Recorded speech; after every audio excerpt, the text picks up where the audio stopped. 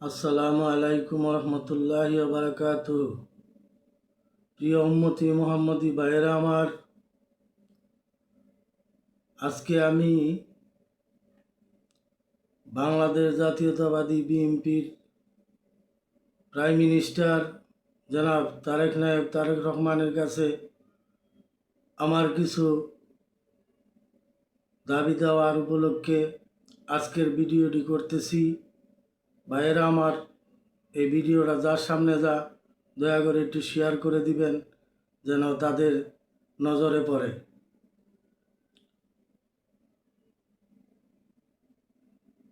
বাংলাদেশের জাতীয়তাবাদী দলের প্রতিষ্ঠাতা রাষ্ট্রপতি শহীদ জিয়াউর রহমানের মাগফিরাত কামনা করি।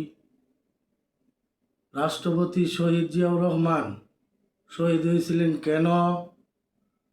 শুধু দেশের মানুষকে ভালোবাসার জন্য। বাংলাদেশের তিনবারের প্রধানমন্ত্রী মরহুম দেশনেত্রী খালেদা জিয়া, উনি নির্যাতনের শিকার হয়েছে, কারা জীবন বহন করছে শুধু দেশের মানুষকে ভালোবাসার জন্য। জনাব তারেক রহমানের ছোট ভাই কুকু শহীদ হয়েছে একমাত্র দেশের মানুষকে ভালোবাসার জন্য। বর্তমান আমাদের প্রাইম মিনিস্টার তারেক রহমান, তারেক নায়ক, উনি গরিবের বন্ধু, উনি দেশদরদি। উনার মধ্যে আমরা স্পষ্ট দেখতে পাচ্ছি শহীদ রাষ্ট্রপতি জিয়াউর রহমানের আদর্শ এবং নীতি। উনি গরিবের বন্ধু, গরিবের দরদি, উনি জনদরদি নেতা।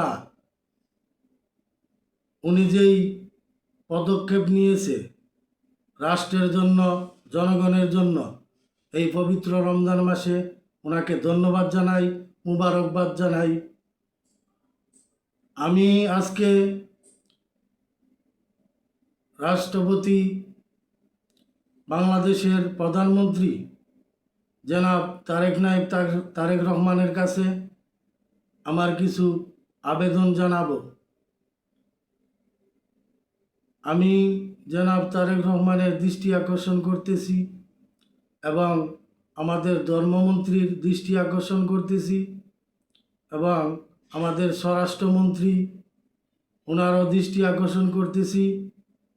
আমার অন্তরের কিছু দাবি আমি জানাবো, আপনাদের কাছে মিনতিভাবে অনুরোধ জানাবো। আমাদের বাংলাদেশের মধ্যে ভয়ঙ্কর একটি থানা হলো লাইফুরা থানা, নরসিংদী জেলায় অবস্থিত। এই লাইফুরা থানার ভিতরে কিছুদিন পর পর খুন খারাপি, হামলা মামলা এইসব চলতেই থাকে।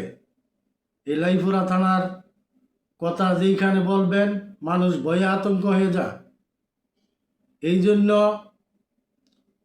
বাংলাদেশের বর্তমান স্বরাষ্ট্রমন্ত্রী মহোদয়ের দৃষ্টি আকর্ষণ করতেছি, একটু আপনি নজর দিবেন লাইফুরা থানার দিকে।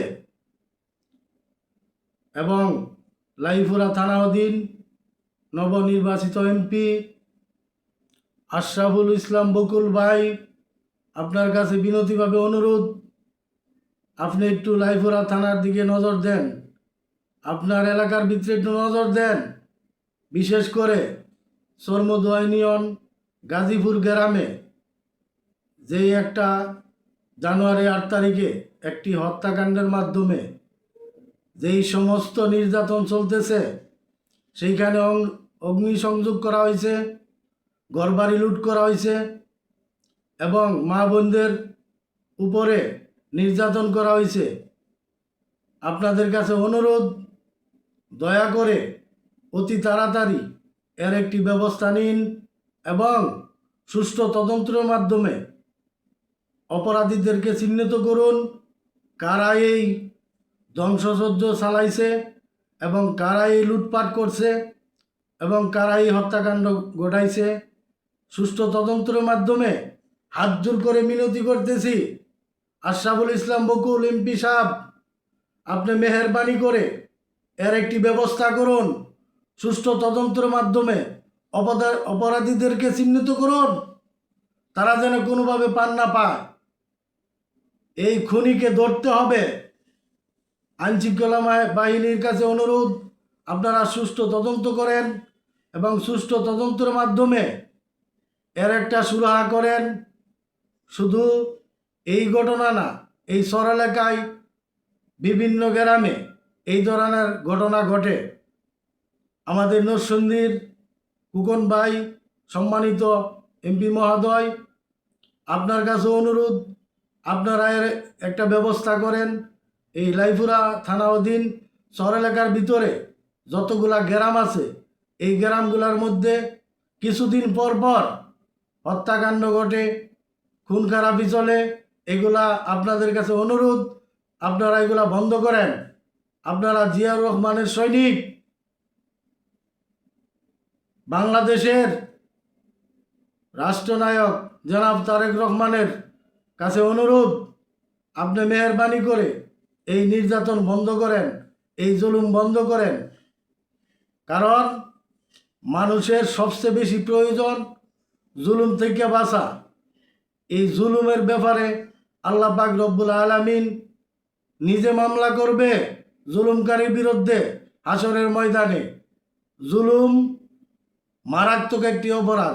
যারা জুলুমের শিকার হয় তাদের চোখের পানি মানুষের দেখলে মানুষের সহ্য করতে পারে না।